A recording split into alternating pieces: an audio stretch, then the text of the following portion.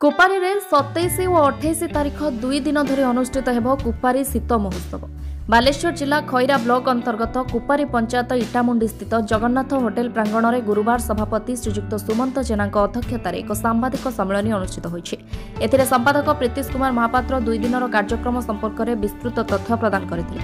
उक्त सम्मेलन में पूर्वतन मंत्री पद्मलोचन पंडा पुत्र नीलमाधव पंडा, उपदेष्टा अक्षय जेना, सुदर्शन महापात्र, आनंद वल्लभ नायक, युधिष्ठिर जेना, पतित पावन कर आदि अनेक युव नेतृत्व निथिले। प्रथम संध्यारे खनि इस्पात मंत्री श्रीजुक्त विभूति भूषण जेना, सांसद श्रीजुक्त अभिमन्यु सेठी, मान्यवर विधायक श्रीजुक्त पद्मलोचन पंडा, खैरा चेयरमैन अभिलिप्सा साहू, समाजसेवी नीलमाधव पंडा और द्वितीय दिन संध्यारे आईन मंत्री पृथ्वीराज हरिचंदन, सांसद अभिमन्यु सेठी, विधायक पद्मलोचन पंडा, जिला बीजेपी सभापति ईश्वर चंद्र बेहेरा, अध्यक्ष अभिलिप्सा साहू, युवनेता नीलमाधव पंडा महोत्सव में जोग देवे बोली सूचना दी जायथिला।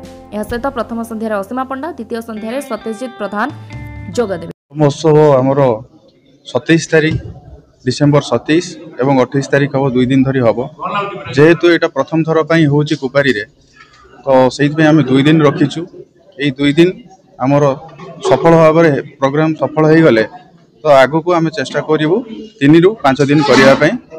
जहा हो आमर कुपारी जो युवक मैंने अच्छा प्रचेषार आमर प्रिय युव समाजसेवी नीलमाधव पंडा सहयोगरे आमर विधायक सहयोगरे गोटे बड़ आडंबर महोत्सव होगापी जाऊँगी। प्रथम थर पर यहाँ कुपारी होगापी जाऊँगी, जोटि कि आम आशा करुचु 5 ରୁ 10 हजार लोकर समागम हम।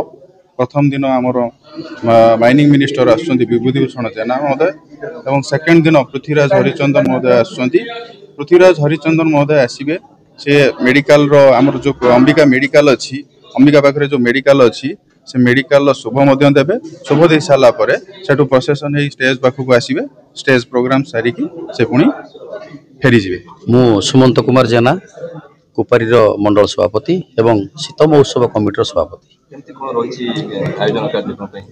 देखो आयोजन तो बहुत बढ़िया है। प्रथमतः मु कुपारी बाबद कहवाई चाहूँगी कुपारी एक मेला महोत्सव माटी जोटा कि सर्वपुरातन आगु भी बहुत मेला महोत्सव अच्छी ना भी अच्छी कुपारी रे। खाली कुपारी नुहे पाखपाख ओडिशा रे ना अच्छी। तेणु वर्तमान युवपीढ़ी मानकर चिंताधारा को नहीं आम ए महोत्सवटा गोटे अलका रूप से अलका ढंग से तैयारी करा जाउछि।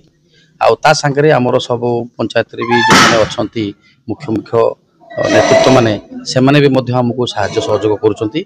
विशेष करके मु धन्यवाद देवी ए कुपारी आदिवासी को धन्यवाद देवी, कुपारी युवपीढ़ी की मध्य धन्यवाद देवी, कुपारी माँ मौसी मान को मध्य धन्यवाद देवी।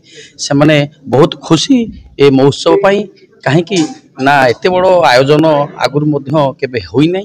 तेणु जेहेतु एत बड़ आयोजन होउछि एवं पंचायत आरंभ करी आम खैरा ब्लॉक 37 पंचायत समस्ते एठी पार्टिसिपेट करेंगे। निश्चित भाव यह गोटे बड़ मनोरंजन कार्यक्रम एवं बहुत बड़ विराट आयोजन लोक से बहुत खुशी अच्छे। शीत महोत्सव को शांति श्रृंखला समापन करने सभापति और सेक्रेटरी तथा अन्य सभ्य समस्त सहयोग कामना करते। प्रथम थर आम शीत महोत्सव कुपारी ठारे आम जाऊँ।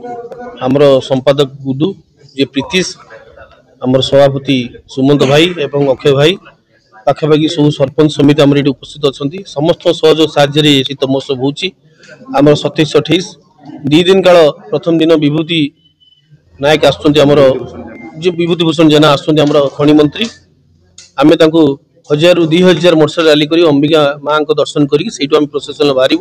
द्वितीय दिन आईन मंत्री आसुँच पृथ्वीराज हरिचंदन, तांको भी आम प्रोसेसन कर आणबू स्टेज पाखक। जहाँ भी हो यहाँ प्रथम थर प्रयास आमर आपण मान जरिया कहीदे शांति श्रृंखला सह हबू। समस्त साहाय्य सहयोग यहाँ आम कामना कर। आम प्रथम दिन असीमा पंडा को डाकुचु, असीमा पंडा आसुँच। द्वितीय दिन सत्यजित प्रधान आसुँच। पाखापाखि लोकल आर्टिस्ट भी आसुँच, बाहर भी कलाकार मैंने आसुँच। जहाँ भी हो छोट हो बड़ हो आमर गुडू नेतृत्व में, सुमंत भाई नेतृत्व में, एठार पंचायत लोक मान नेतृत्व में जाऊ आम आगे चलचु। देखा कौन हो आगामी दिन में यहाँ सक्सेस हो। आगामी दिन में आम चिंता करूँ आगामी वर्ष में आम आहरी 2 दिन बदले 5 दिन करूँ। भैरव छाकांत महांती रिपोर्ट, अभय न्यूज ओडिशा।